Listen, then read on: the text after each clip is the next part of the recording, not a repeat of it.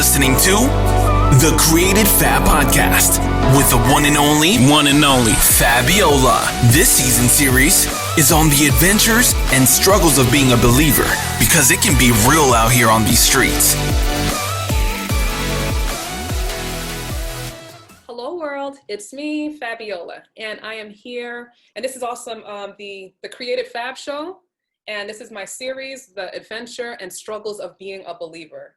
I have a whole group of people here. It's a whole lot of people here, more than usual, but this is my family, guys. Like, this is the people that I grew up with. Like, everybody say hi.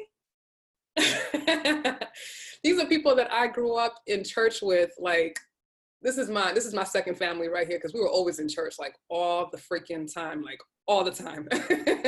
And so today's subject matter that we're going to be talking about is dealing with church hurt or church abuse. We grew up in a particular, I call it a cult, but I don't want to disrespect. I don't want to, Deborah know what I'm talking about. So, I consider it a cult, but I don't want to disrespect anybody who still may be in it. I don't know who still goes, still attends, but I'm not even going to say the name.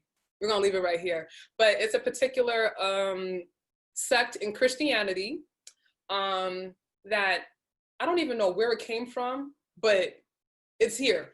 Put it like that. And I know that there's a big portion of it here in Brooklyn, in New York City, and in Connecticut and the surrounding areas, and in other places as well. But that's what we grew up in. And in the midst of us growing in that, there was a lot of church hurt and a lot of church abuse, and many of us have dealt with it in many different ways. So I just want to introduce the people who are going to be on this with me. And let me start off with Tanya.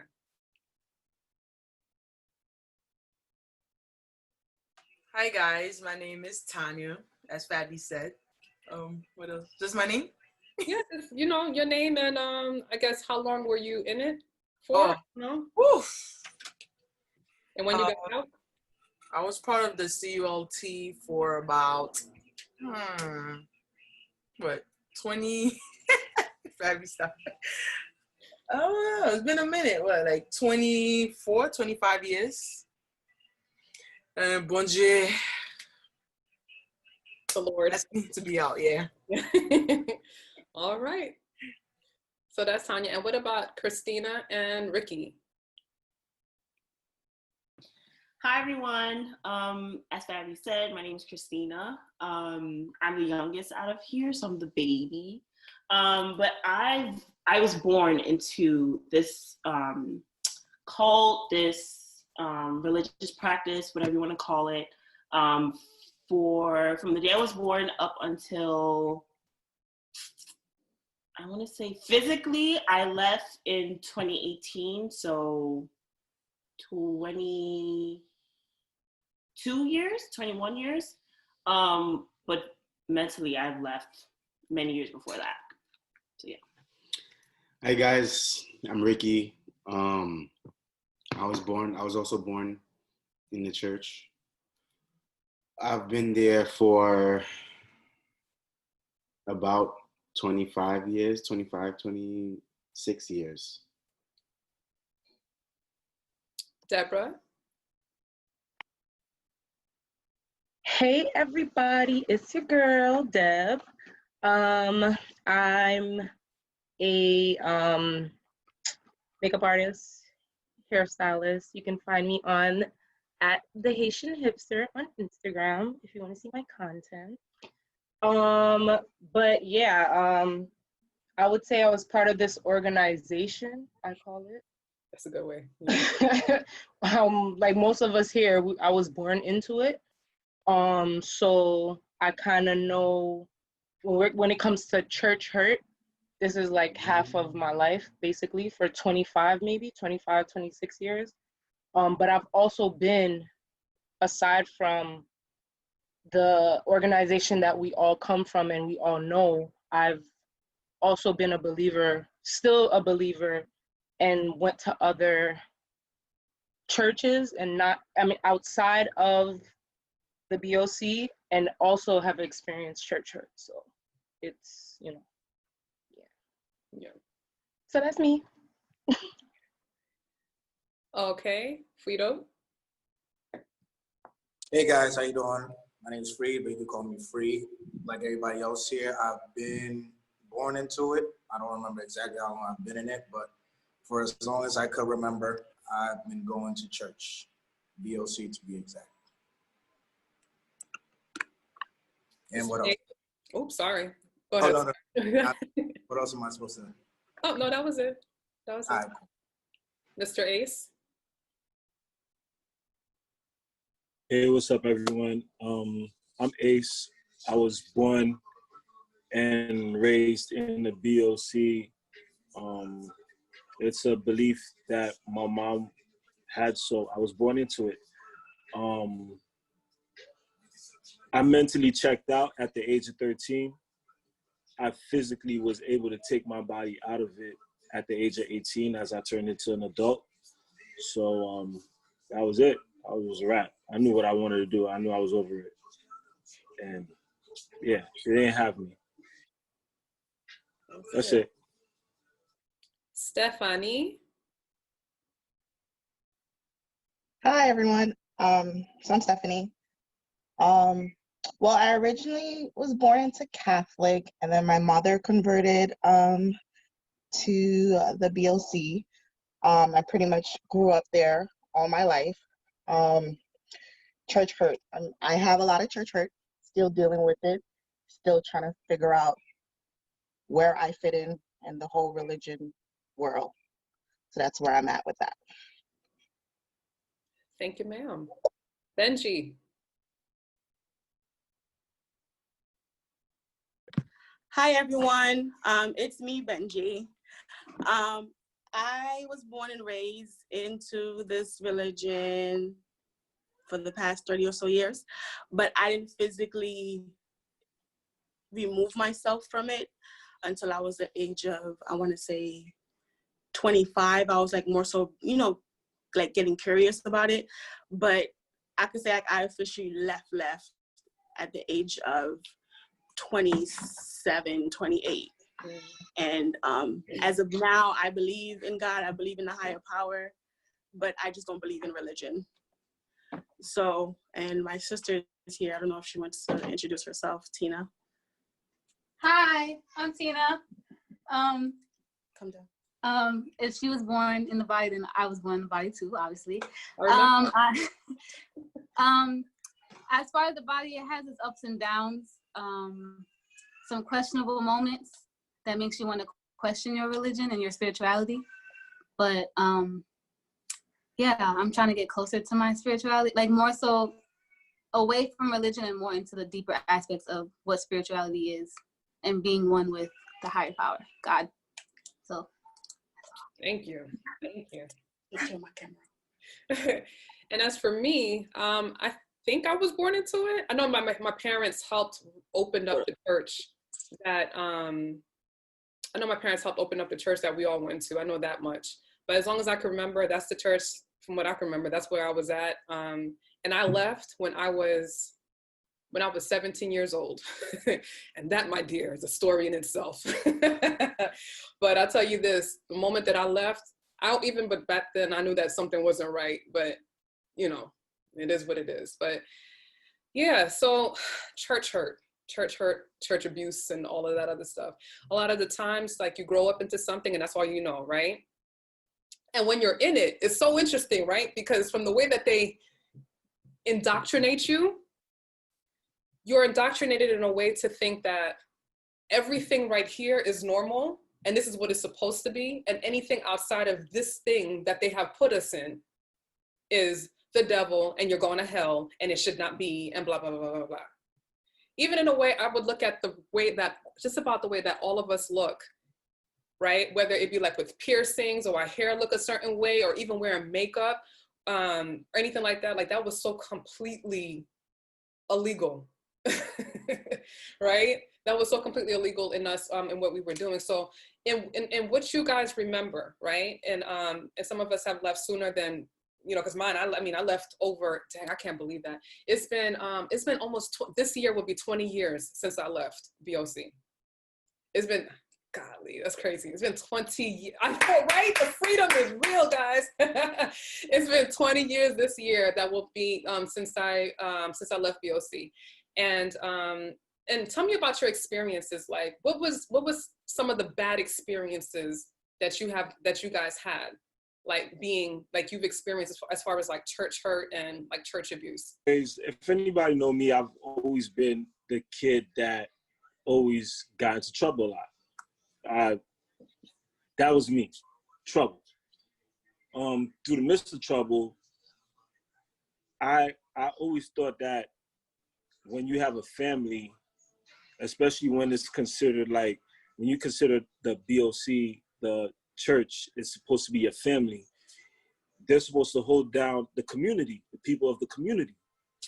Now, if you see one has a troubled child going through certain things, you don't isolate yourself from that child.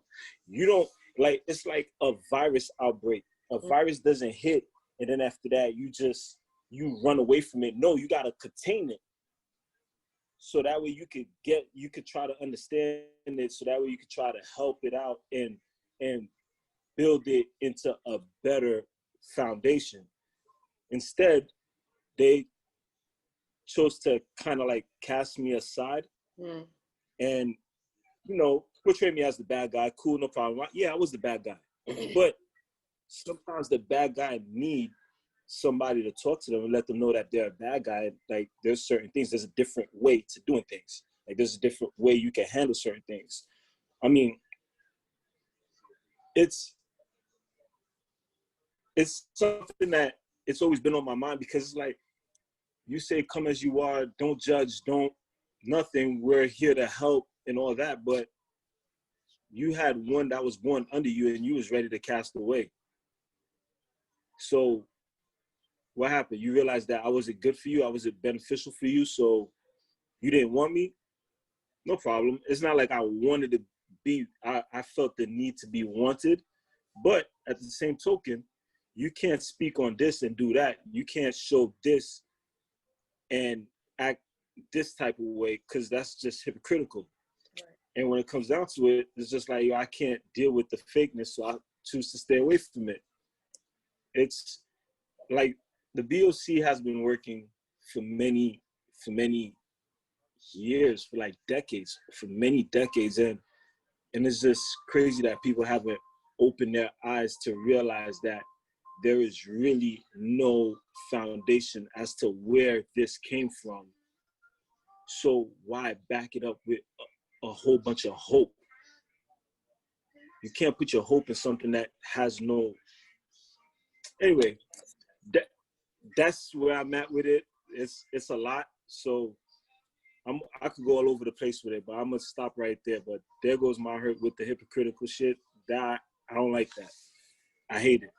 I definitely understand what you're talking about with the whole like castaway. So with me, like the decision that I made when I was 17, I decided to go into the military because I had to get away. I was like, I can't. I felt so held hostage, like between everything that was going on, between my household situation and what was going on, just like in general. I just needed to get away. And for me, my escape was to go into the military, because one of the rules that they had before was that like we were not allowed to, you couldn't even leave New York City to go to school if you wanted to. Like when I tell you, it was like such a hostage situation. And so between that right there, and then also when I came back and then I got pregnant, they completely cast me out. Like, I mean, when I tell you, like, it felt, I had people talking bad about me, attacking me. And then it's like you have a family, but then you're just completely like cut off. Imagine you have people that this is all you know, and then it's just like all of a sudden, like you're left out in the world with nothing and nobody. So, you know, imagine that, you know, and I can understand that, because that's something that I felt that I went through as well during that time. It's just like, well, then what's the point of going to church then, if this is supposed to be family? But anyway, Mr. Fido. So to kind of take from what Ace said, with the church, it came with a lot of people like oblivious to many things. So apparently for that one day you was in church, that was supposed to erase all the problems you went through the other 6 days out of the week. and they were basically non-existent. So there was no such thing as hard times, especially as a kid, you know, to try to balance out growing up in a Haitian Christian church and then going to school the next day and then trying to, you know, be a part of society or learn or to do things differently from how your parents did. But they would associate that with wanting to be a part of the world, even though they worked in the world, they paid taxes in the world, and so on. And it's kind of selfish in a way, selfish, naive, and stupid. Like, they don't teach you how to adjust to life. They don't want to talk to you about, you know, basic human things like, okay, depression or how to take care of yourself or this and that. It's always just singing and praying and that's it. Make sure you're not wearing pants or, you know, sneakers or hats. They're worried about the completely wrong things. They're oblivious to everything. Like, the things that matter, that really matter for you, it comes from the devil for them. Thank you. Anyone else? My church hurt. Okay, it's a lot of different things, variations of it. The concept, you grow up in a church, the concept that they try to stand by, it does have a good meaning, it does have a good feeling, and then they start throwing in other things that you just sitting there like, whoa, where does that make sense, right? It's more of the hypocrite of it all, the contradicting of one sermon for another. Like, if we're supposed to love everyone, but yet if you come wearing earrings and pants, you're no good. You know, it's that, or the gossiping and the backstabbing, and we're supposed to like really be there to help each other. I think it's been more so those things that after a while of being beaten, eventually it's either you're just really bruised up and you're like, yo, I can't deal with this fight anymore when I'm supposed to be coming here for healing, and instead you guys are out here throwing stones, you know. And that's like really the struggle. Like, I believe in the concept. I love the theory that's supposed to be about, but when you on the outside looking in at everything else, you're like, one of us is confused. What you guys are talking about doesn't intertwine and really make sense. Like, we're not really here for people. If as a religion we're supposed to love everyone, but my religion is better than your religion, how is your religion better than this religion when that's not what we're really supposed to be standing for? So that's where it's like confusing. That's where it hurts. That where it's like, are you guys really for me? Are you guys really here to help me grow? Or do you guys genuinely love me as much as you say out of your mouth? That's where the struggle is. I don't want to bash it completely, because at the end of the day, like, a lot of good things came out of there. You know, we have like family that we probably would have met if we didn't go to church, right? But the negativity of it all really weighs down on us sometimes a little deeper than everything else. Thank you, Stephanie. How about you, Deborah? I know you wanted to say something. It's your turn, baby, to share. Yeah, girl, I was taking notes. So to start off, when you talk about church hurt, this is not just a term that just, you know, even though now we found a word for it, this is something that's, you know, the definition of it, this is something that's been happening for a long time. But some of the things that I realized, all of us here, we come from the same, and as I call it, this organization, right? We all come from the same organization, so we've all made some of the same experiences, right? And I think it's unique to us, right? So one thing that I did realize being in this organization, a lot of people that were not specifically in my location or in my church, I don't want to say the name of the church, but, you know, a lot of them didn't experience some of the things that, you know, I've experienced. Some of them have a real love and respect for their leader that unfortunately, because of the church hurt and because of these things that happen, I particularly did not have that love for my leader. So of course my perception and my experience is going to be different. So that's one thing I want to point out. The hurt was more psychological, but because like something that Free just said, you guys preach one thing, but then your actions are something completely different. So already as a kid, as a child growing up into this, I'm like, you're already confused. If you can't make that judgment for yourself and say, you're already going to be confused. So psychologically already, that's just one example. But again, like that, like everybody who already spoke said, that judgmental, that hypocritical, you know, all these things. Like you said, Fabi too, you just always knew something wasn't right. Yeah. So now imagine just holding that as a little kid, as a child. You know, it's something just doesn't sit right with your energy. Yeah. Your energy is just off. And I think the reason why whenever we all in this room, we come together, we always talk about this particular thing is because of the hurt, because of the, I don't know if you see it, but the PTSD. Yeah. It's a psychological manipulation, a psychological just like mind, I don't want to curse, but a mind F in a sense, you know? So it's like, imagine just growing up as a kid and just not growing up in this organization, but you're in society. So you're influenced by society as well. And you're kind of like, I don't know where I fit in because they don't make sense. They're telling me not to be part of this. So for me, when we're talking about church hurt, for me, it's more psychological, you know? So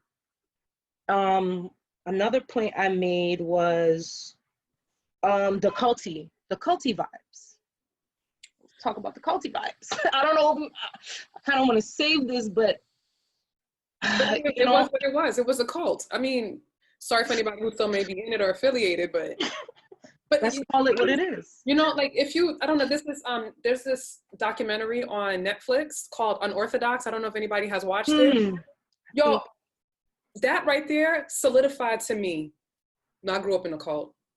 Because the amount of control, you talking about, it's the same situation where, like, if we would have stayed in it, they basically chose who you married.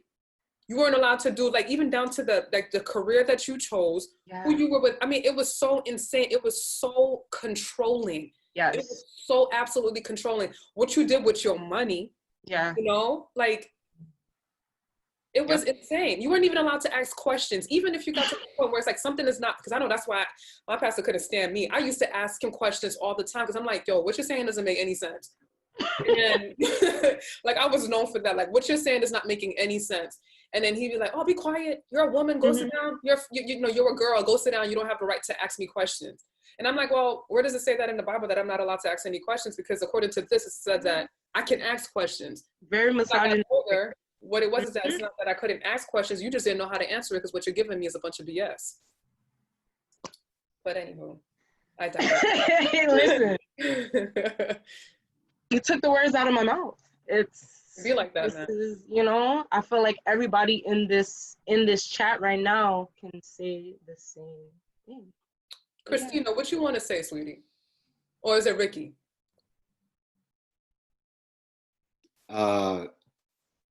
First, I want to say, Fabi, thanks for the invitation to this platform. You've all of you guys have made some valid points, but just to start off, Fab, I think what you're doing here is great. You can definitely use this platform to raise awareness.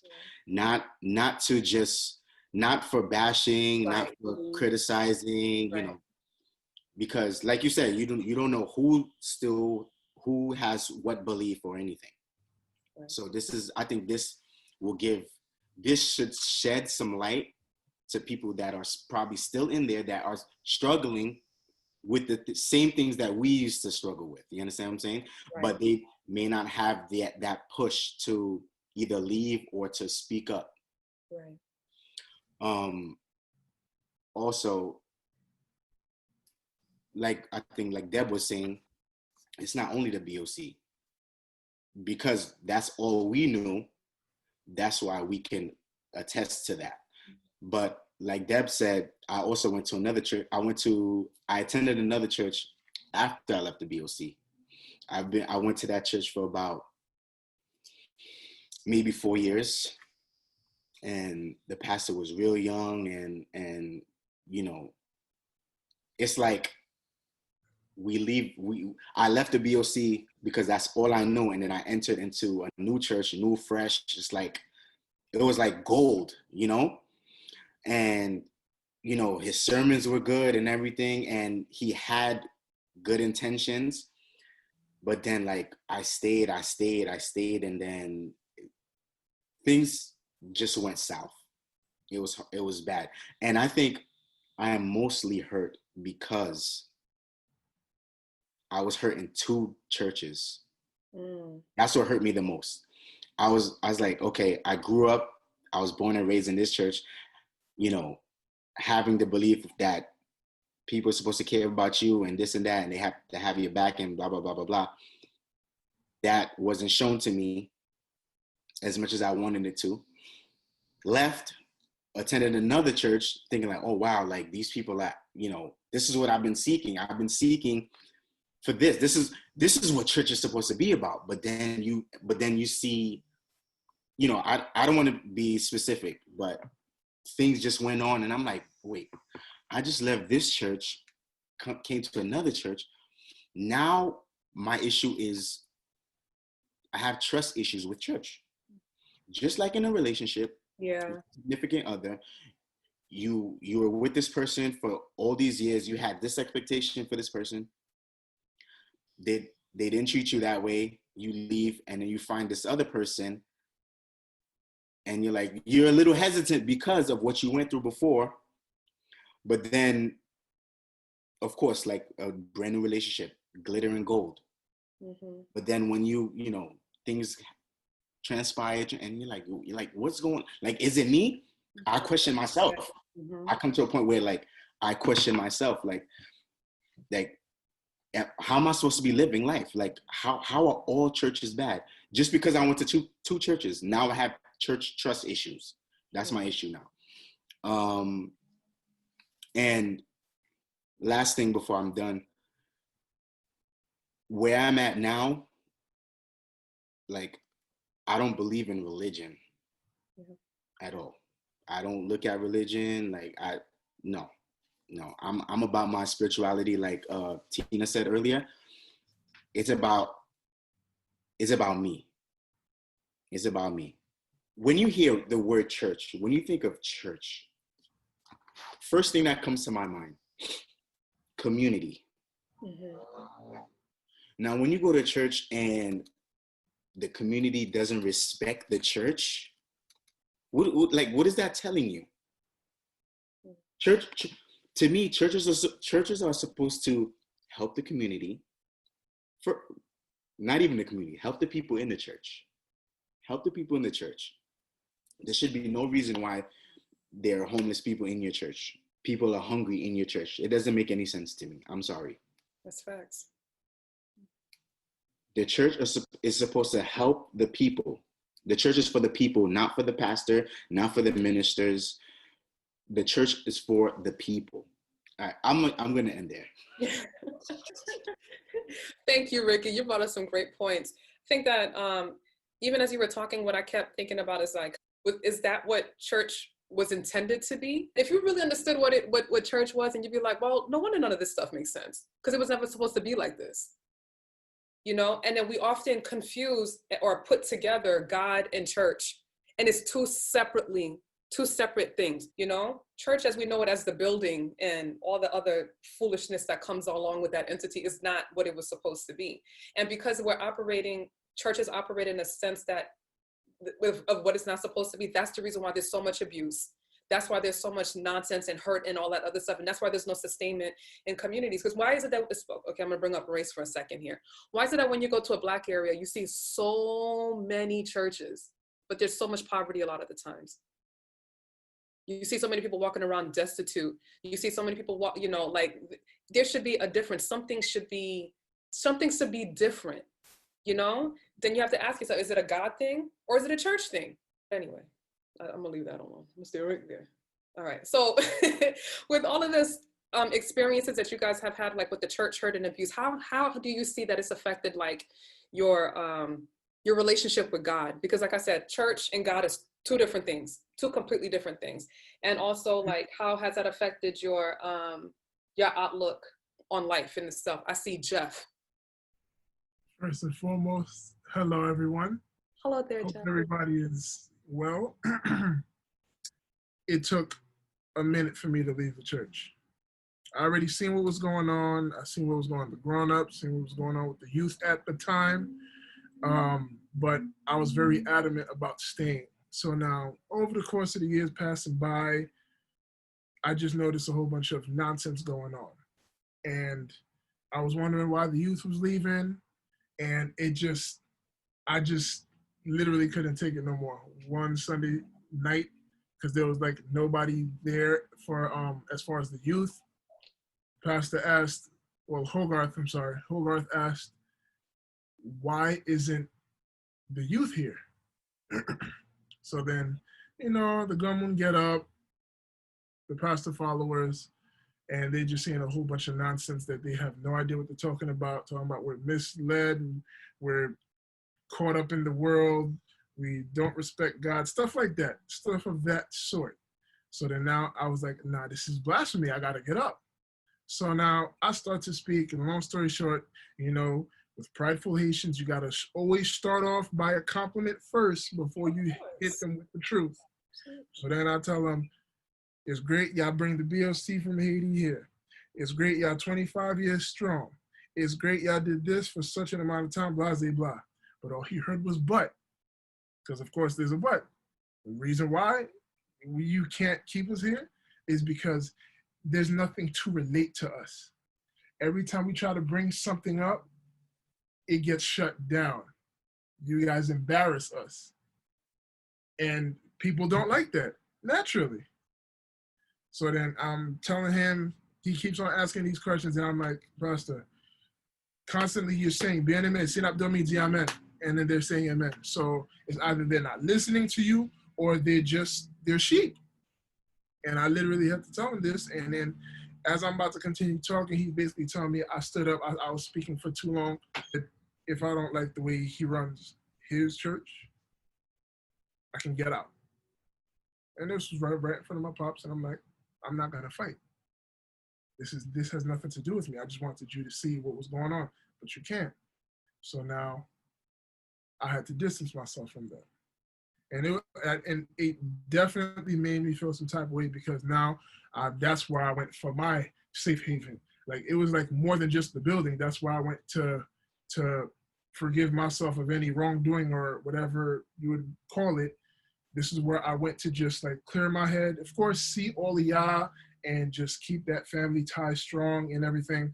But after that happened, I was in a place of void. I didn't know what to do, but then realize life is your biggest teacher. You don't need a building exactly to have a great relationship with a higher power. The building, there's a lot going on within the building. A bunch of good, but a lot of negative stuff going on too. So now at that point, I realized it's just me, myself, and I, and whatever higher power that just been supporting me from day one.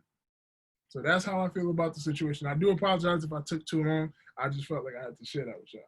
Well, thank you, Jeff. I appreciate it. Anyone else? Like, how did the whole like church abuse and church hurt like affect your relationship with God and with your life? Christina? Why you say my name like that? Oh, I'm sorry. I'll do with you.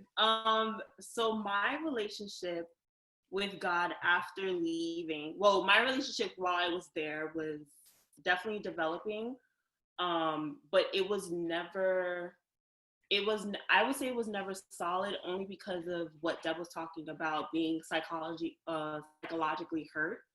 I was always in battle, like in my mind, and thinking, taking the information from what I was taught and then going off what I thought was, and trying to merge the two and trying to find a common ground.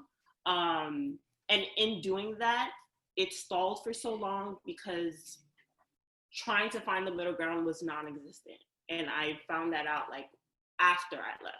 My relationship with God in church was not as strong as it is outside of church. And I like the irony in that, because it's like, well, when you think about it, and I'm pretty sure there's like a couple of Bible verses and all these other spiritual books that talk about that God is within you, right?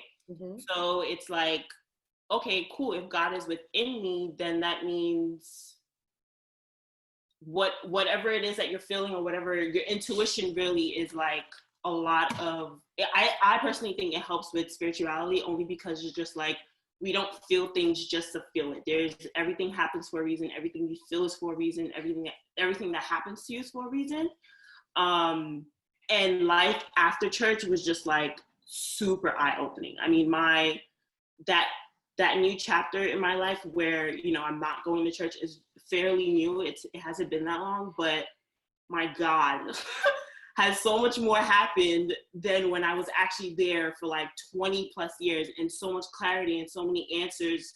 I mean, so many questions have been answered ever since I left. And I'm like, well, if y'all talking about this higher power and like all these other things that come with it, why did it not make sense? Because quite frankly, spirituality makes perfect sense. It's common sense. You know what I mean? Like when you really want to dig into the history and like putting the pieces together, like it's really not a hard concept.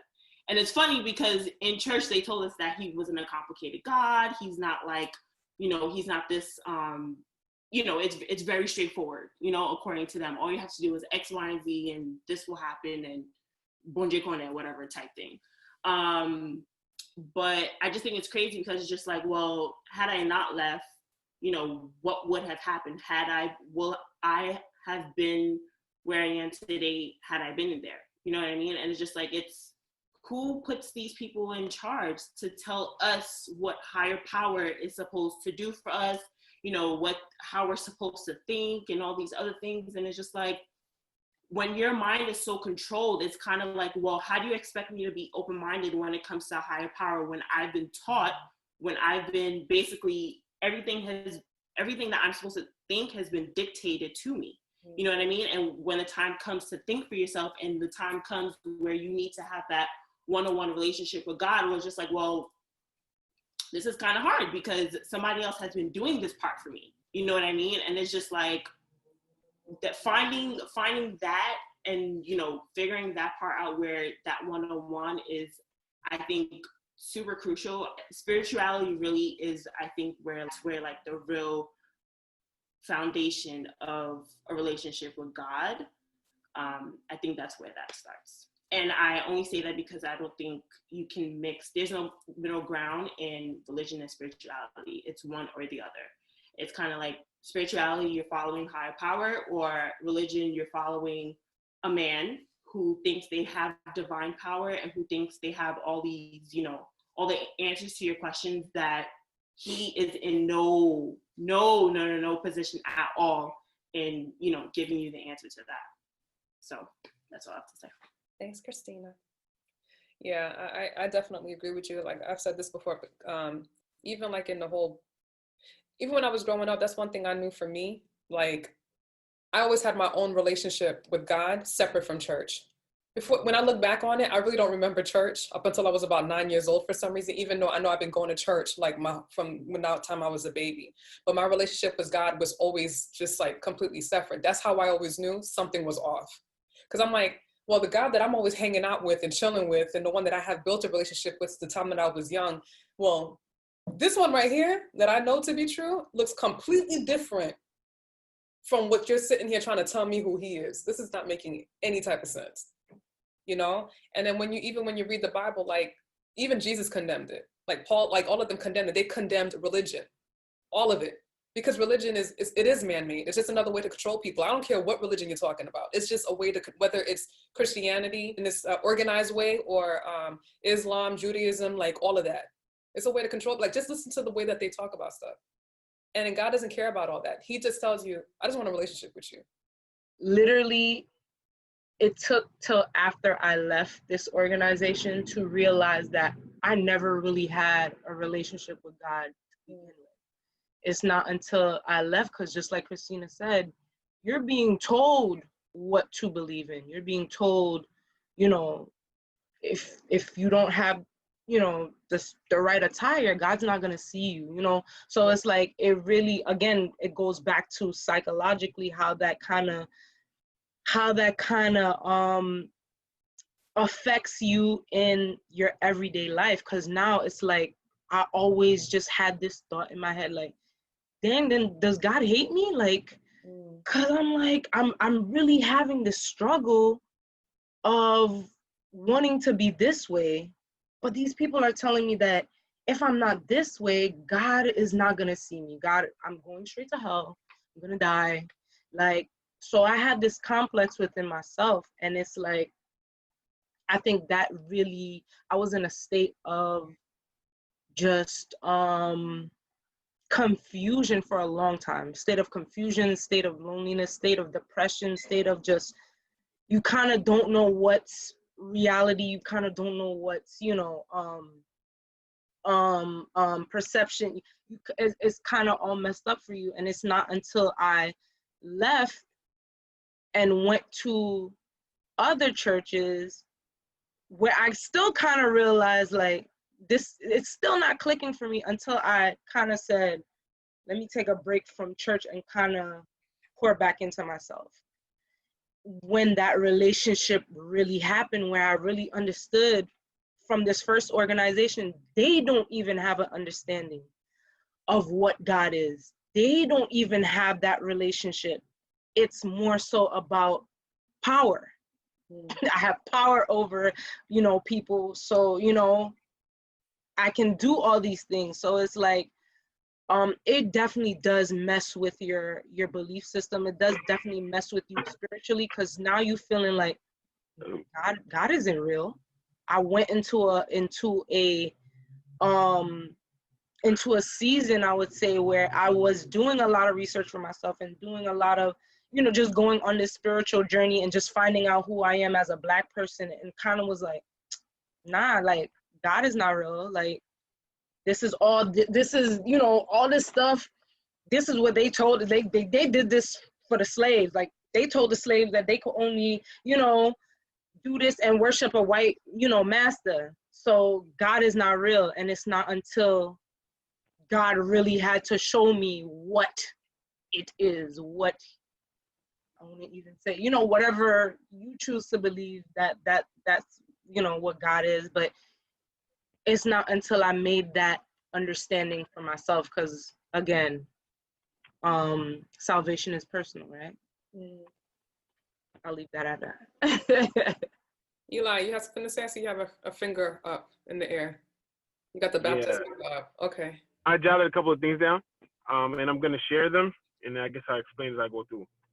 I wrote, I went to a building to provide service or give money to something I wasn't connected to because my parents made me till they couldn't. So I made the best of it. Honestly, I went to that situation because I came from Haiti. I didn't go to BOC in Haiti. I didn't go to that situation in Haiti. Like, I honestly, I grew up in Haiti. Like, they would let me go to church on my own. It was a choice if you wanted to go, a choice if you wanted to stay home. I chose to go because the vibe in the church was just cool. People from the community went, and it wasn't, or maybe I didn't know of the drama, but it was just a cool place to go on Sundays. I come here, my parents tell me, listen, you have to go because we go. So I went, and I was blessed to be able to meet my wife there, to meet my family there. To everybody I have here, I met because of that place. So I appreciate that place. I appreciate, but I think as humans, we would just adapt to wherever we were at those times and make the best of it. So I was in that place, and I just made the best of it. And was I ever connected to the spirituality they believe is going on in there?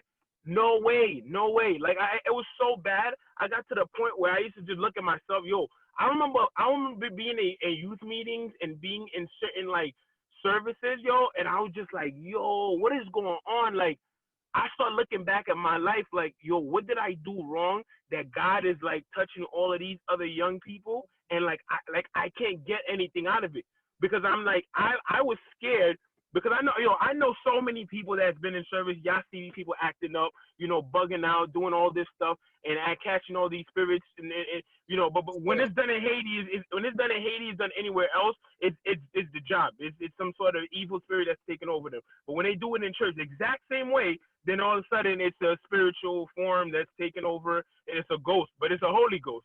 So we don't got to be too scared of it. So I never connected with it, yo. I'm not gonna hold y'all. I never felt anything, and I was just in that place. The only thing I felt was like, yo, maybe I did something wrong during the week. Maybe I lied to my parents. Maybe something that I did like screwed me over, where I can't feel the spirit that they're feeling. Because so many of them, I guess they're feeling it, but no, it's not that they're feeling it. I don't want to. My perception of it is not that they're feeling it. I could share my perception. I'm being as real and as honest with y'all as possible. Yeah. When you indoctrinate little kids for so long, you tell them the color green is the color blue for so long, eventually they're gonna act like that's the case. So if you're doing like these actions in front of the kids, how come they imitate and they catch the same type of spirit as the adults? Because you see the adults doing it, and they're just pet. They're just like little birds that follow what the bigger birds do. They're little monkeys that do what the bigger monkeys do. You know what I'm saying? So I never got it. I never felt anything, and I couldn't lie to myself, because I felt like, yo, God might be watching me, yo. And if I'm out here trying to perpetrate, I'm out here acting like, my thing was, yo, if I'm out here trying to perpetrate, I'm out here trying to act like things are one way when it really isn't, God's gonna see that, because God's gonna know my heart, and it's direct, and I won't be. I could lie to all of y'all right here, but at the end of the day, God's gonna look at me and he's gonna be like, bro, I caught you, my son, whatever it is, I caught you.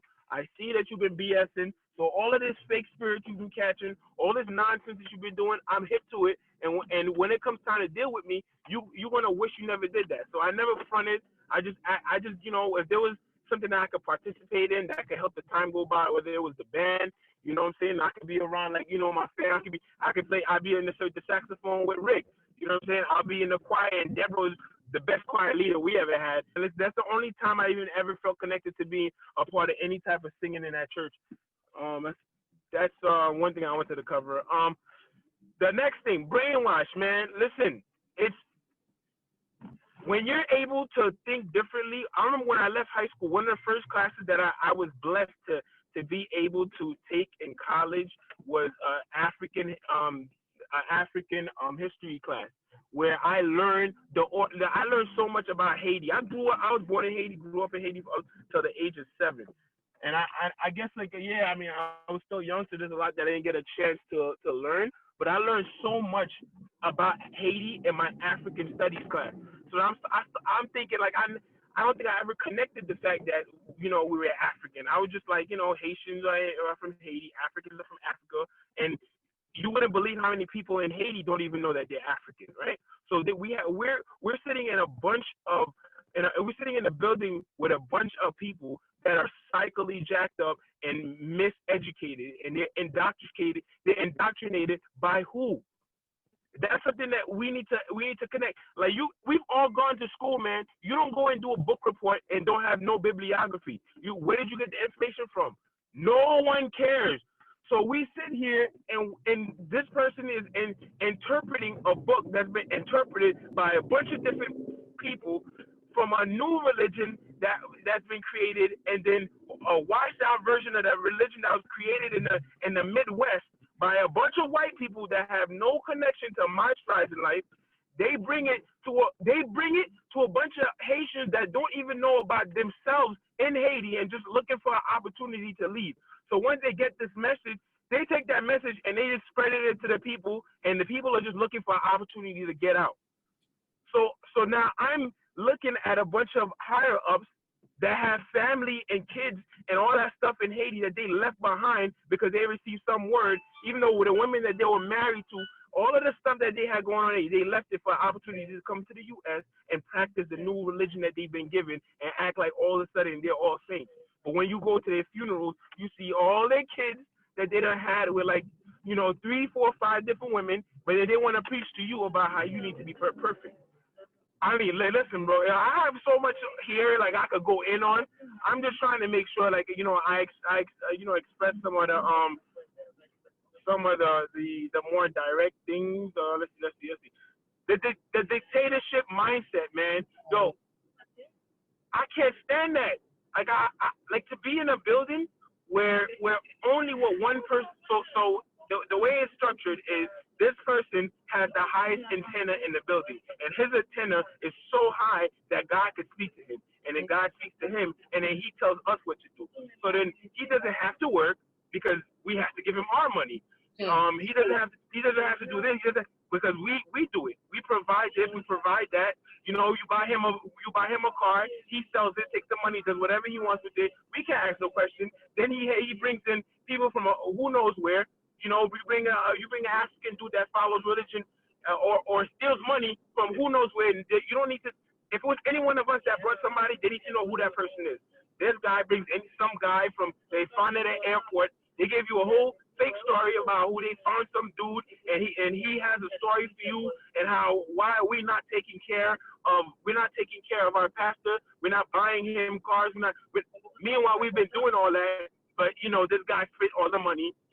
He bought out whatever he did with the car, and then now we got people coming up to me asking me for money to go buy a dude a Lexus. What? Devil is How about setting up something for the youth? Yeah, how about setting up something for the youth? Send somebody to college. Send somebody to sleepaway camp. Send one of the girls to gymnastics.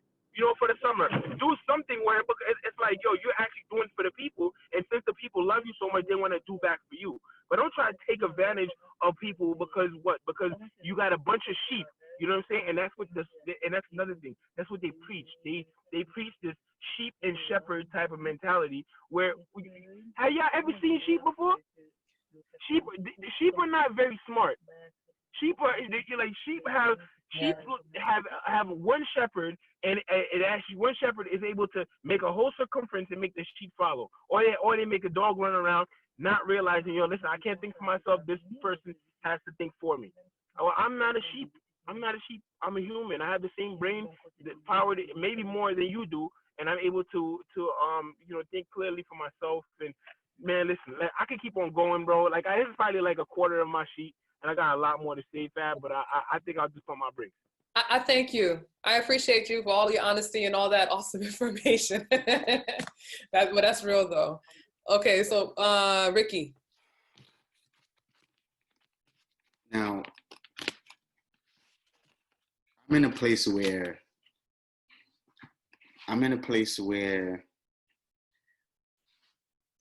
I can't even blame people for what they do because they don't know any better. Right. That's what I put in my head. So, this is aiming towards anyone, any religion or anything. Like they were raised a certain way. They're how can I say, they reached a point where they're not going to question anything. They're just going to follow. So now they have that in their head. So of course it's right because that's what the generation before taught them. Well, you were taught 2 + 2 is 4 and you never questioned it.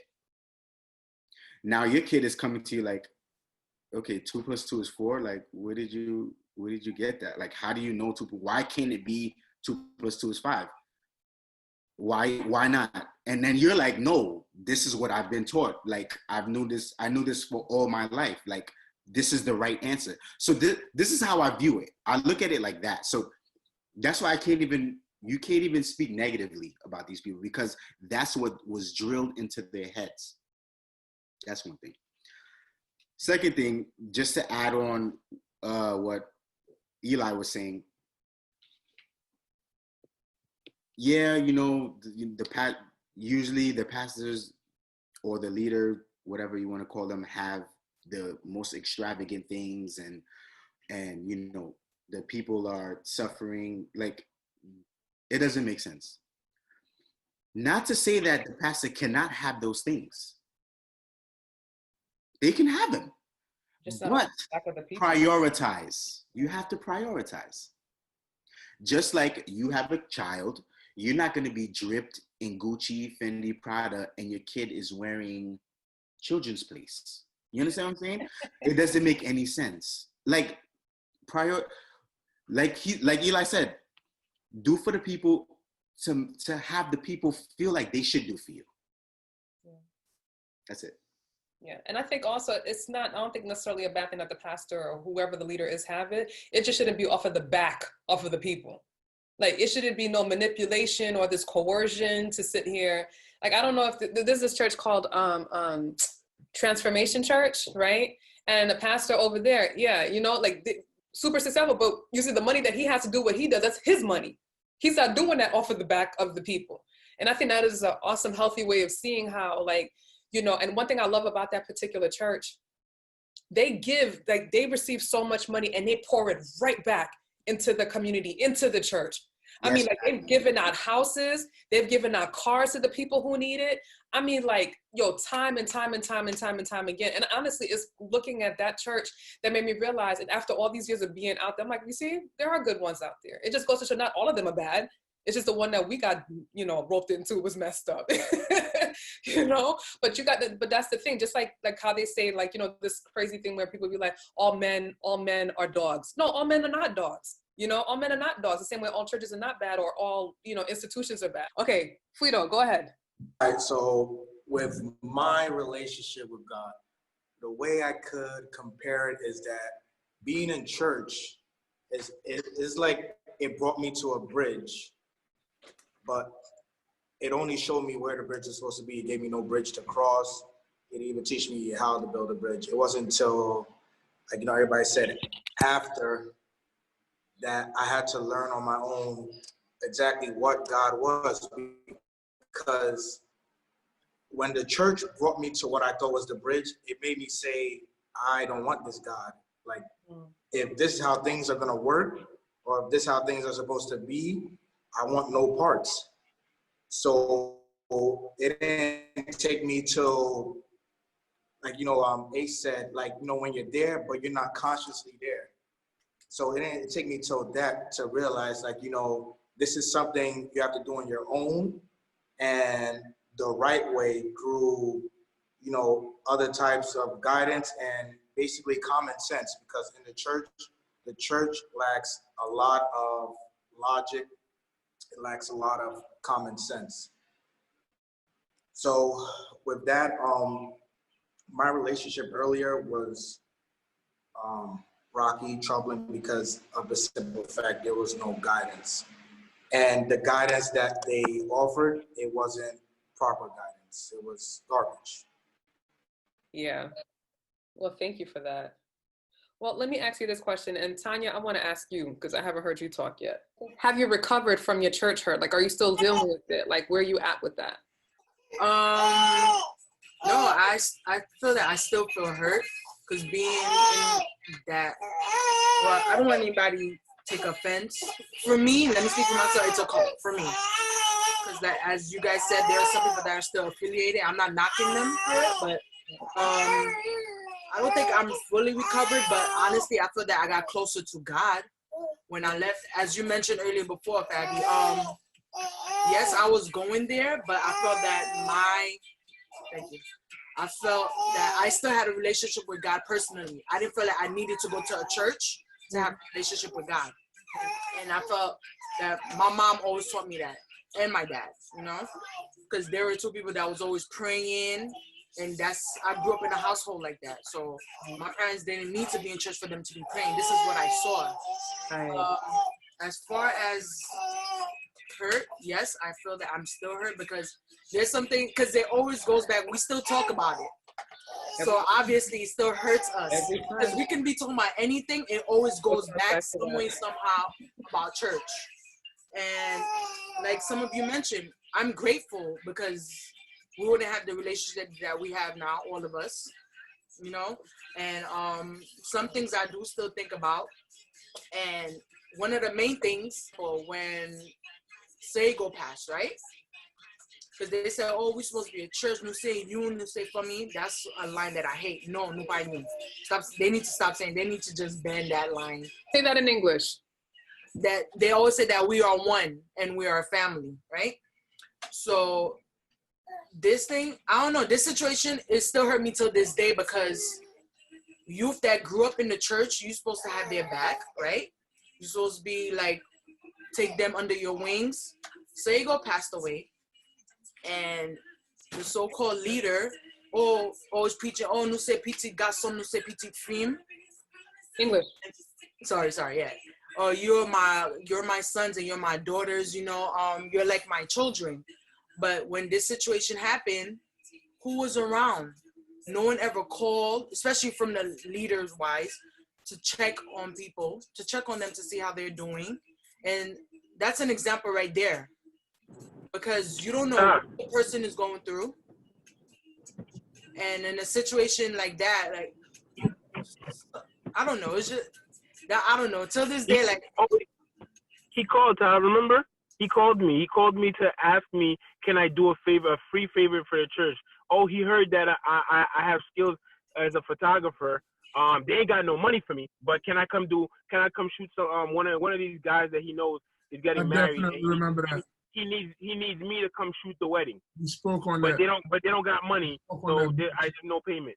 This is the first phone call I get maybe like 2 or 3 years after my mom passed. So just to be clear, so the person that Tanya is talking about, Seligo, that's actually Eli's and Jeff's mother. Okay. Correct. Yeah. Yeah. First phone call I get, is hey, we got this guy getting married, and I heard that you're a photographer too. So can you come shoot the wedding?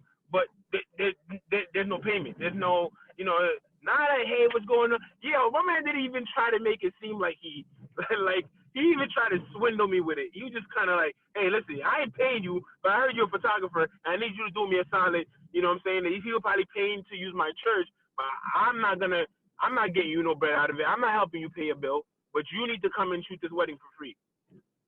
So yeah, Fatty, see? Example, that's what I'm talking about. Not even how you guys been after the situation, but it's things like that.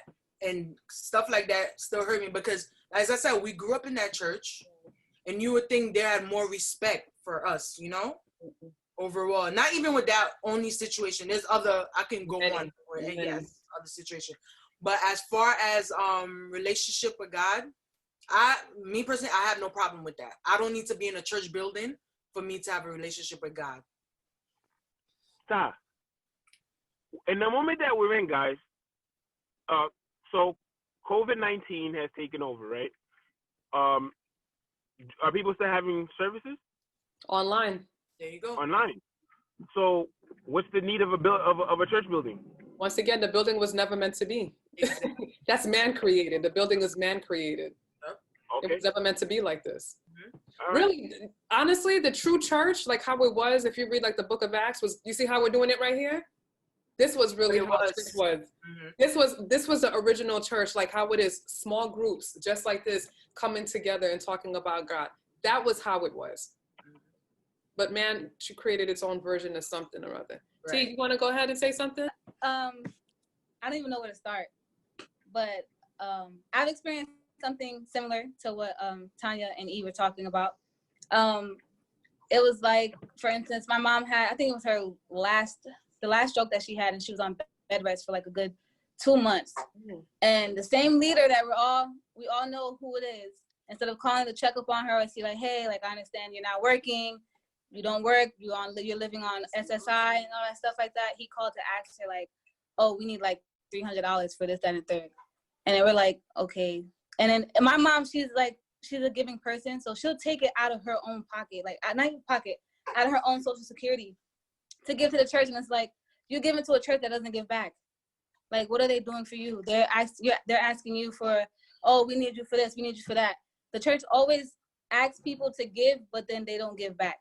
And it's just like, I don't know. I just have so much to say, but I just want to get that off my chest. So, how have you recovered, my dear, if you have? So I would say, to answer that question, I feel like I have recovered from church hurt. Because when you understand what it is, what church hurt is, now you can understand how to kind of move past it, right? Because like I said, I went on a journey of just finding myself in a spiritual sense. So it's like through that journey, it was kind of like on and off. I was so hurt from the church, then go into another church, and I was so hurt from that church. So now it makes you want to turn your back on church. But again, like you said, that's not what church was intended to be. So if you don't have that understanding and understand that people are not perfect, it's not the church that hurt you, it's not God that hurt you, it's not necessarily the religion that hurt you, but it's people. People are imperfect. So you're going to find, for me to be able to even walk into a church now and be able to worship with the people and be able to just even get a word and feel that, connection with God, I had to heal from that church hurt. I had to understand that, yes, people are not perfect. People are going to do just manipulative things. People are going to not do what, they're not going to do God's work. So, and it's like, it makes you want to turn your back away from, Christianity as a whole. But it's like, again, I'm not a religious person. I'm not somebody I would say I don't subscribe to any religion, but I respect Christianity for what it is, because it's a discipline. If you are going to follow Christ and be Christ-like, this is how you live your life. And that's the discipline. With every religion, every religion is a discipline. But yeah, for me, I feel like I'm not healed totally from the PTSD of it, or but I am definitely recovered or recovering from that church hurt experience. And again, be mindful that if this is the one experience that you've made, and this is a horrible start to make an experience of anything. It's like saying, I've never waxed my eyebrows before, and the first waxing that you ever go to, they take your whole eyebrow off. You're gonna be like, nope, it's just bad. So be mindful that the people that are in this room, the people that are in, not this room, but the people that are basically here, we've made that one, just that one experience. So don't just knock it all off because we made that one experience. That's full of wisdom, Deb. That's good. That's really good. Yes, Christina. Okay, so the question is, because we're saying a lot, so I'm like trying to process everything. Yeah. The question how have you recovered, if you have recovered at all? Okay. Relationship with God, like. Okay. So I want to say that I partially recovered, only because speaking about like our experience and about the religion itself still works me up. Mm-hmm. So I'm not gonna lie that like, oh yeah, like I could talk about it, no problem. But talking about it now, my heart, my mind, my understanding is in a whole completely different place than it was when I was, when I first ripped the Band-Aid off, like, wow, this is it. Like, I can't believe I'm going through this. The emotional, angry hurt. And for a really long time, like I couldn't speak about religion, the BOC, whatever the case is, without being bitter, right? And learning learning myself and understanding who I really am, I'm not a bitter person. You know what I mean? Like, so why should something, I'm not gonna say so small, but why should something like religion or, the idea of church should work me up so much to the point where like, I'll say things that I know that I would never say. You know what I mean?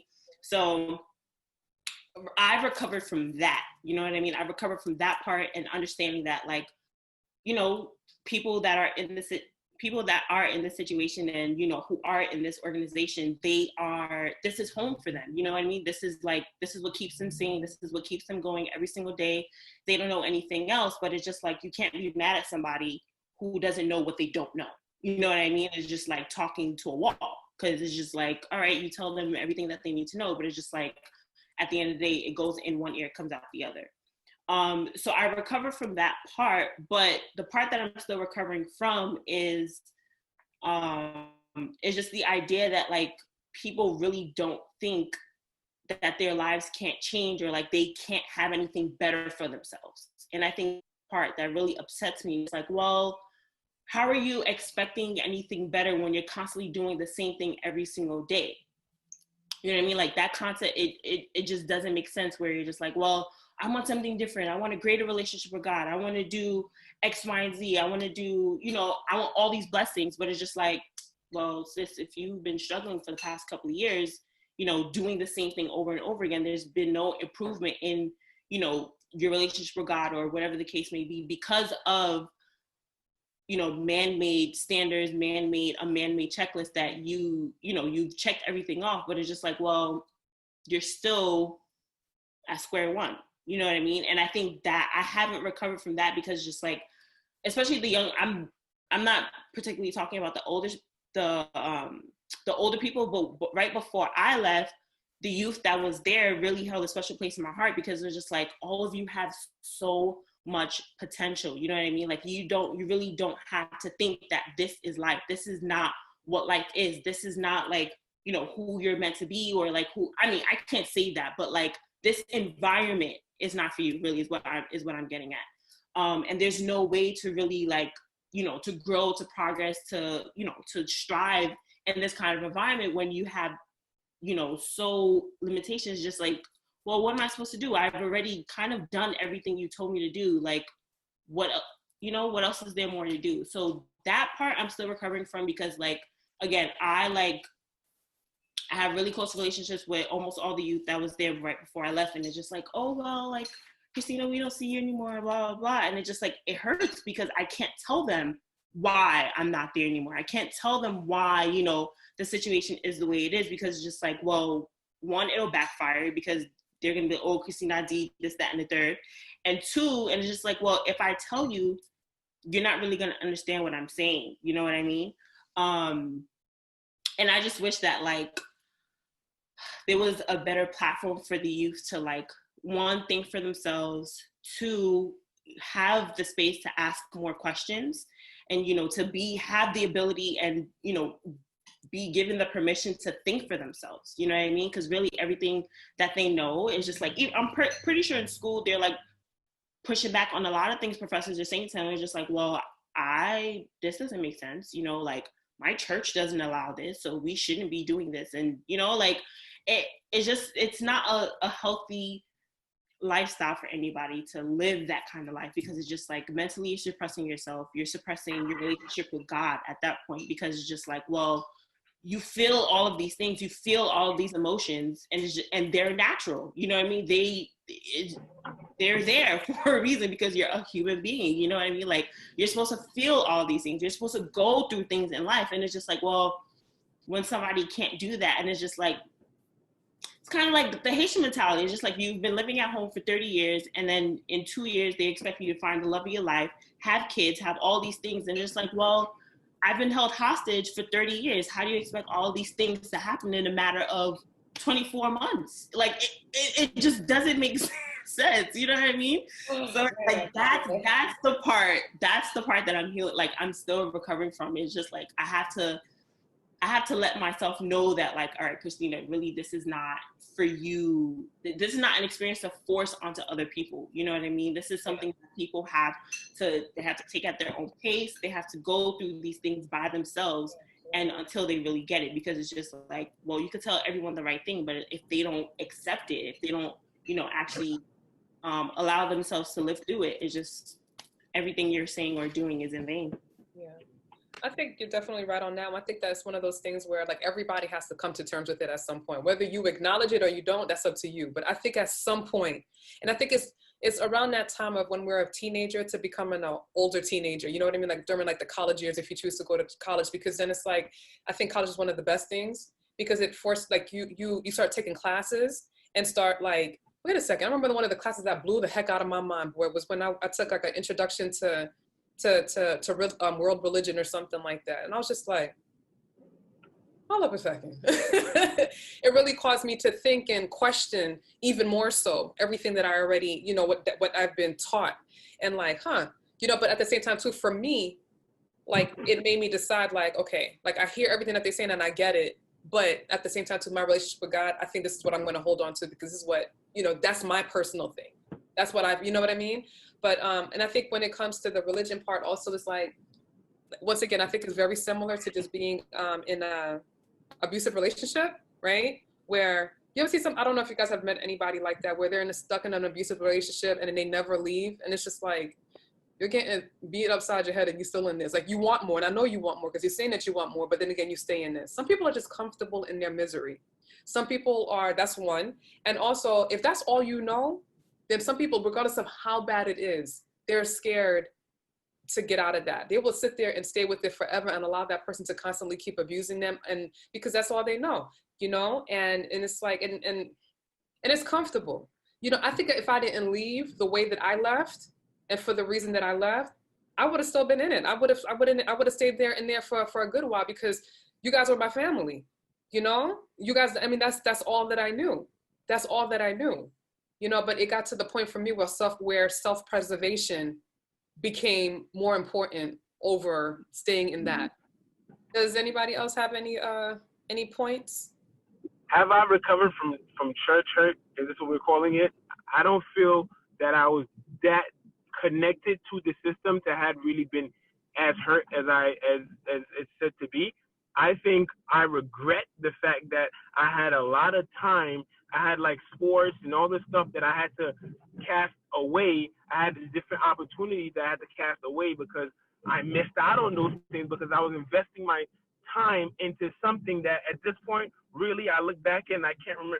But like I said, besides the friendship and the family, I can't really think about what I got out of it that I kept concrete.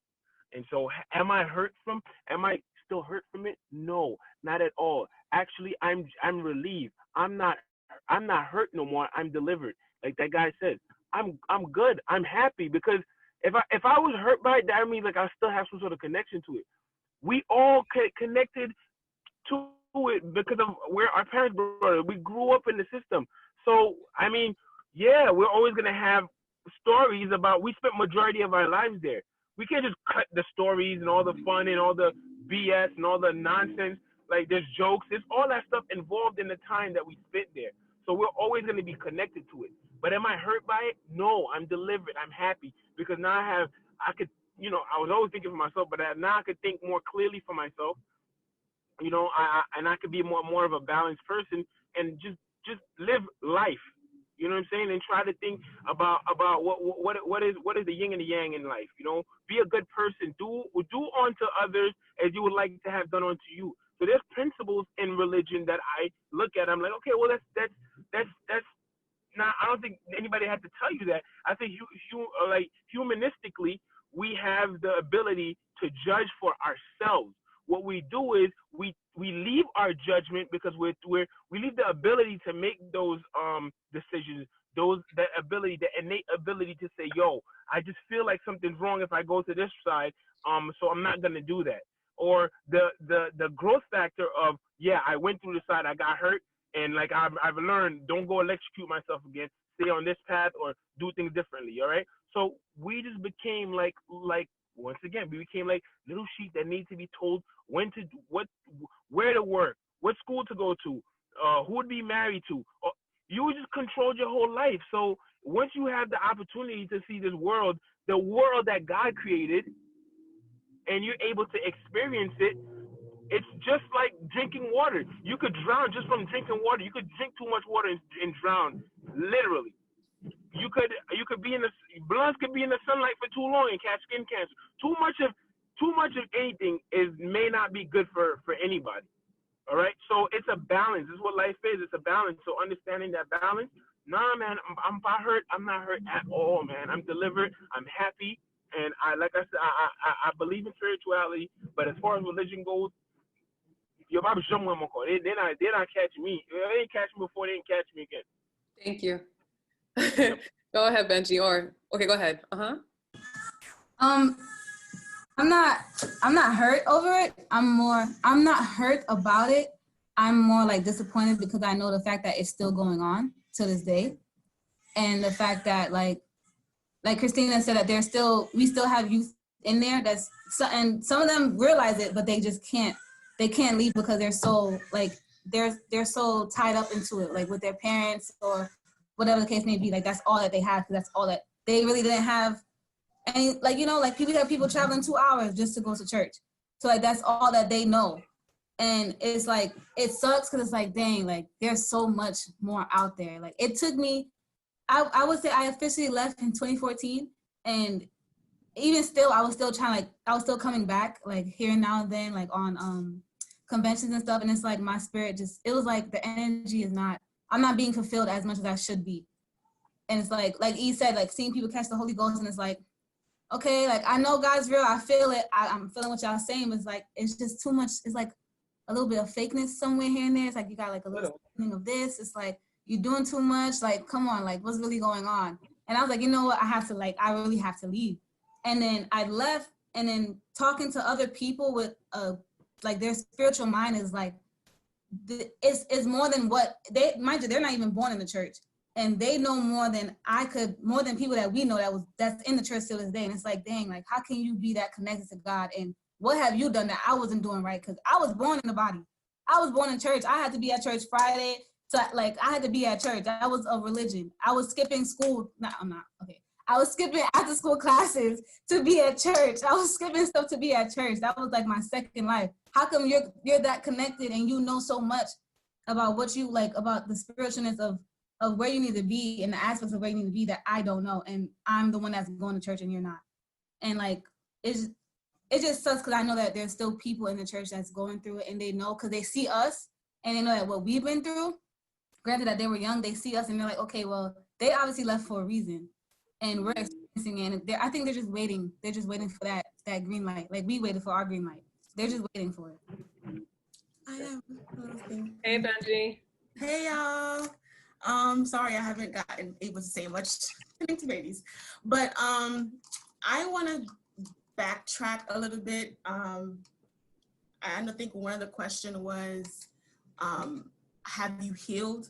I think it was something like that. Mm-hmm. Me personally, I have healed, and I treated it as a life lesson, and I don't regret anything. It's a life lesson. It was a learning lesson for me, whereas I wasn't connected at all. I would talk to the ministry. I would talk to like leaders of the youth, and I would tell them like, hey, I have a question, like, hypothetically speaking, like why is the sky blue? And I couldn't get like a direct answer.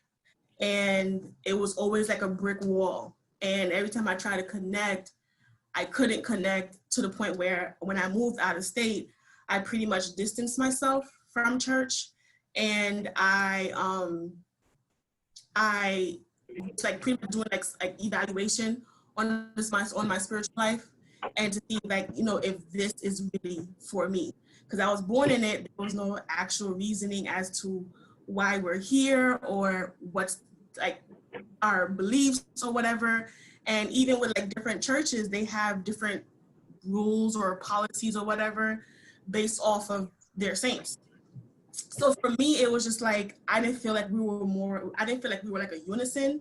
And I felt like to backtrack with my mom, when my mom got ill, no one called my mom to ask her how she was doing, or even called me because I was out of state to ask me how she was doing, if they needed anything or anything like that. But they would call my mom and tell my mom, hey, we need X, Y, and Z money to, send to wherever they need to send to.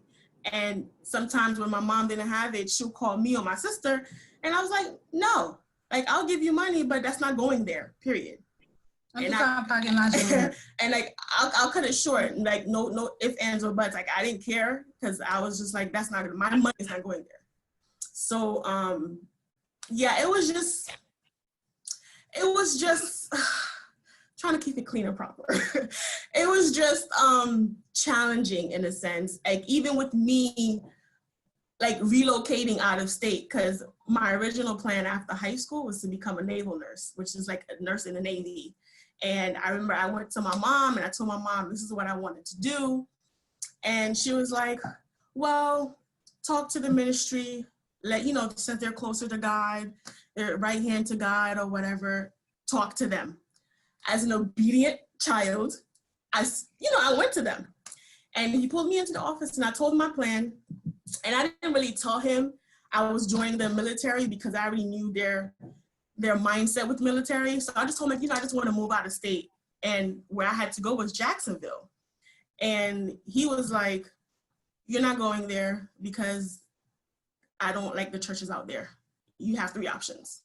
And ever since I moved and I got transcript transfer to attend to the other church, I had to get accepted, like re-accepted in a sense. And by me going to that church, it was, how do I call it? It was very challenging because the things that we were used to, they weren't doing. And when I remember I had fell on hard times and I needed a place to stay. And I went to the pastor and I was like, hey, this is my situation. What do I do? As like a guidance type of thing. And he was like, the grass is not always greener on the other side. So do what you gotta do. And he got up. I'm like dead serious. He got up, reached out of his briefcase and took a book and started reading in mid-conversation. So I'm just like, so what do I do? What's your guidance for me in a sense, since you're like right hand to God? Because I'm praying, but I'm not understanding where God wants me to be. So as my spiritual leader, where should I go? Because an opportunity for me for Georgia came about, and that was his response was, the grass is always greener on the other side. So it was like, at that moment, I just took like a step back from BOC, no matter what congregation it was. I just took a step back in whole and just like pretty much reevaluated everything, starting from my dad, who was given runarounds, like that's like another story, going down, trickling down to the youth. And it was just like, it was always one-sided in a sense, and it was never beneficial to the youth. It wasn't beneficial to the saints. Like if you wasn't given money or if you wasn't active, you were pretty much non-existent. Like I remember an elder in the church, I wasn't coming to church for a while. And when I made a pop-up visit, just to see if I could have like a reconnect type of thing, she came up to me, she was like, where have you been? I was like, I've been home. And she was like, well, if you don't come to church, I won't remember, we won't remember to pray for you. So my response to her was, so if I'm not here physically, you won't ever remember to pray for me. So in order for you to remember me, you have to see me in church. I'm like, you know what? As a matter of fact, today is the last day that you'll ever see me. I'm not coming back. So it was just like, at that point, I was like, I'm just like, I'm done with BOC now. I'm okay with not being there. Like I'm close to whoever I need to be close to. Like you guys are like legit my second family, my brothers and sisters or whatever, and everybody else is just like outside of us. And I'm okay with that. Like I'll talk to whoever I need to talk to. But as far as like my spiritual life, it's more so pure meditation, prayer, and just like guidance from God, and like I go from there. You know what I mean? So it's like I'm on a different spiritual realm.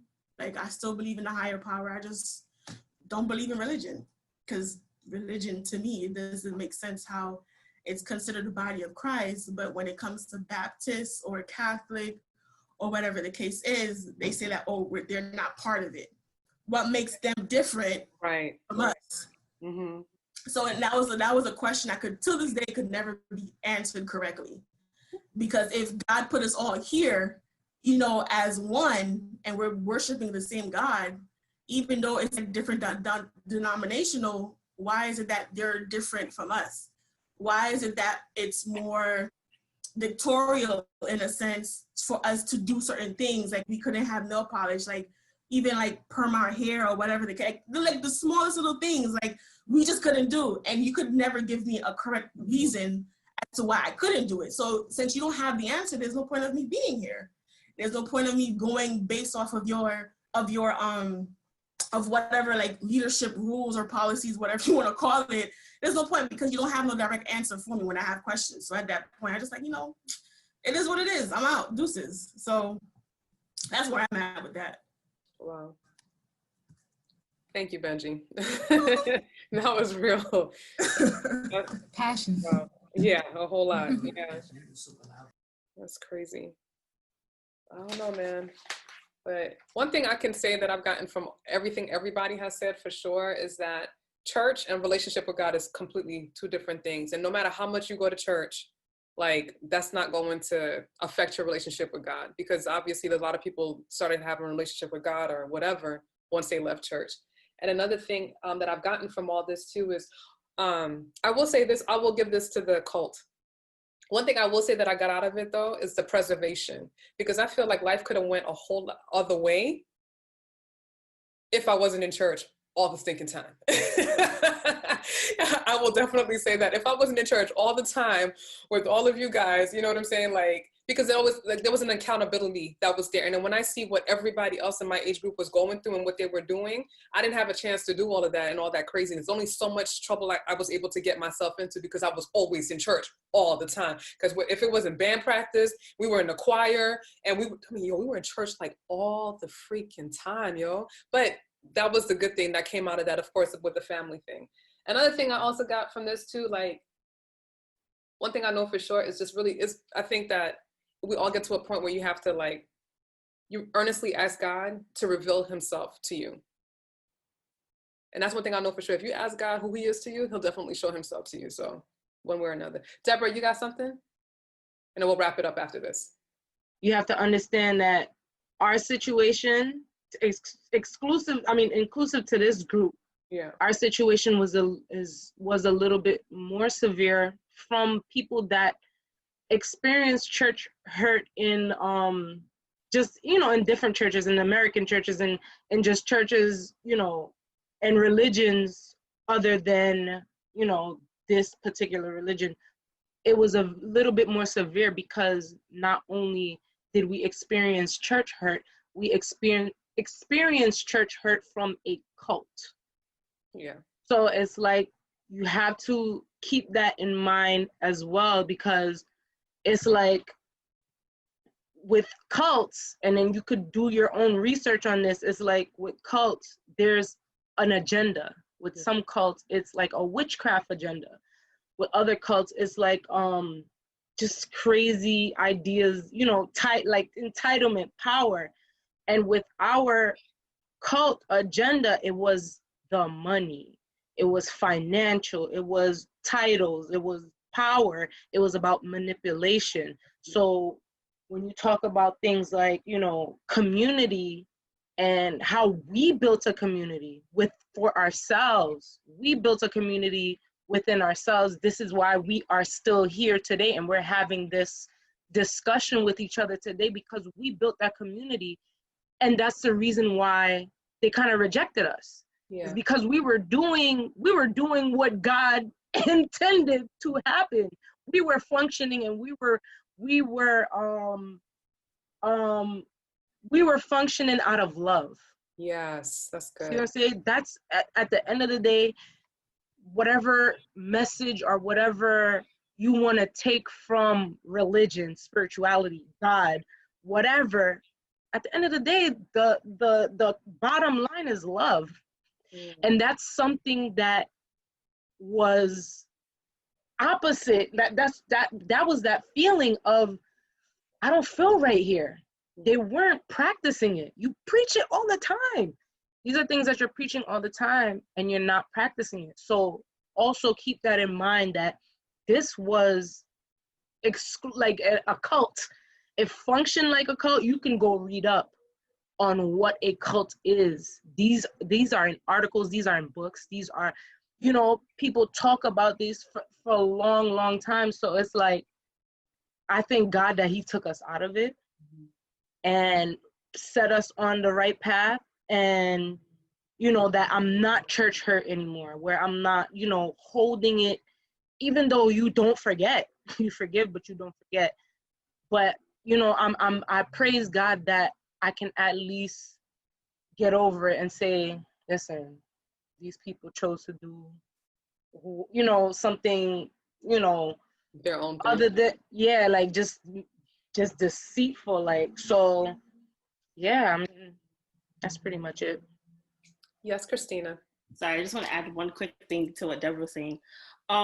Yes, everything Deborah just said, I like 2000% agree. Love is everything. And I think that's why, I think love is a reason why we are where we are today, is because we loved ourselves too much to stay in a situation like that, to stay in an environment like that, to go through what we went through mentally, physically, emotionally, spiritually, the whole nine. Because it's just, when someone doesn't love you, you could feel it.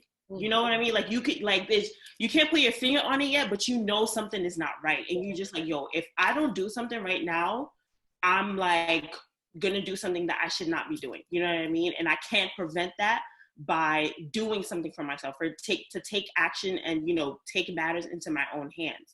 And I think that's why, again, I think that's why we are where we are right now. Like, you know, we're going through it, and love is like, it's a journey. You know what I mean? You're on a journey, loving yourself, finding out, you know, why you're put on this earth, what's your purpose? You know what I mean? And I think that's life's agenda. Why were you put on this earth? And I think when you find out the purpose of living is when you've lived successfully. You know what I mean? It's not because of the money, the material things, the amount of relationships you've been, the amount of, you know, people you've made have the Holy Ghost, like none of that. You know what I mean? Like, you could have a church the size of CCC times 10. You know what I mean? And if nobody is ever blessed, if nobody has ever if nobody has done something for themselves in a positive way, and they've never done anything that like is good for them, you're not doing anything. You just take up space. You know what I mean? And I think it was really important that Deb said that, because love legit is, as cliche as it may sound, you know what I mean? It's like, love is everything. It's legit everything. And it's just like, we do things out of love. You go through if you go through bad situations with people, it's because, you know, that person doesn't love themselves. And I definitely have went through that. You know what I mean? I went through that kind of situation where my parents were just like, in order to keep myself mentally stable, I had to tell myself that, sis, is not you. You know what I mean? They were never love yourself. Like, if you ever told Haitians that, you're just like, what are you talking about? They don't know what that means. That's like gibberish to them. You know what I mean? Like, we need to love myself. But when you go through such a traumatic situation like that, it's just like, when you have the strength and the ability to figure that out, to go through that process, to go through that mental journey, and understand that, like, yo, it's not you. You know, everything that you've done in your heart was right. You did everything genuinely, and it's just like, you're not the problem, you know? So that's what I wanted to add. That's good. Oh, gosh. Guys, this has been amazing. Thank you so much. Like, honestly, like, I've received healing from this. Like, you guys have no idea how much you've done for me. And here's like something that I realized that every single time in my life, when I am going through a process where I'm learning about myself, or I'm healing from something, God always brings me back to this group. I promise you, like, every single time, it never fails. Every single time when I'm in a process of like healing or growing, God always brings this group back to me in some way or some form. So I'm so thankful and so grateful for you guys. Like, you know, and it's like, it's such an honor to have been raised with you guys, even in our cults, to know that I'm not crazy and I wasn't the only one to tell, you know, to go through this. Because when I tell people how I grew up, they don't believe me, but there's a group of people who actually went along, you know, who was in it with me, to know that yeah, your girl, she's not crazy, man. This is real stuff. Like, this really happened. So, but, you know, it's one of those things like when you know better, you do better, and then we don't put our kids in it. So that's one of those things like, it's not about the church, it's about the relationship. And I stand on that. I completely stand on that with everything, with every ounce of my being. It's not about the church. It's not about the building. It's all about the relationship with God. So yes. But anyway, that's it. Thank you so much, everybody, for tuning into this lengthy process, but whatever. Like, there's a whole lot of good stuff that came out of it. And just everybody say bye. Bye. Thank you, Fabby. Thank you, Fab. Thanks for listening. Keep binging, Netflix style, on this season series, The Adventures and Struggles of Being a Believer. Don't be stingy. Share, like, and subscribe to the Created Fab podcast. Visit us at createdfab.com.